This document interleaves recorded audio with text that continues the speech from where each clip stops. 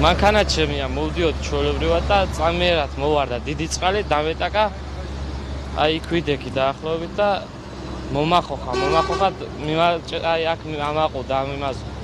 აქედან უკვე რომ დიდი წყალი მევიდა და უკვე მანქანას მეშინოდა რომ გადმობრუნებულიყო, გადევედი და მოაჯირს გამოვყევი ას სწორად, ნელ-ნელა. გადმევედი, ჩემი გადმოსვლა და მოაჯირის გადავარნა წამიერი იქავე იყო. შემდეგ მე იქ ბოძი არის. და იქ შემდეგ მე ნელ-ნელა წყალიც რომ მოვიდა, ბოძიდაც რომ მოვიდა, რავი, ღმერთმა რომ დამიფარა, მანქანა ჩამომიხოხა და აქეთ-იქით გამიშალა წყალი. მე მანქანამაც უკვე ვეღარ დაგასკნა რა, მაინც მოვიდა წყალი და უკვე უნდა გადავეგდო.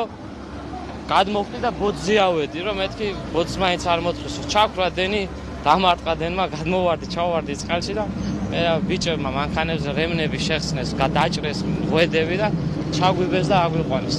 სესტაფონიდან მოვდიოდი, ჩავედი კახეთში. დილის 2 საათი იყო რომ წამოვედი. გამთენია. წამევიღე კიტრი, ლობიო და ბულგარული. ვიყავი დატვირთული, სხვა რა. უნდა გაგიყვე და. აბა 4 ტონა ტოვარი, 4 ტონა კიტრი მე ხო ვერ შევჭამდი. გაგიყვე და მოვა.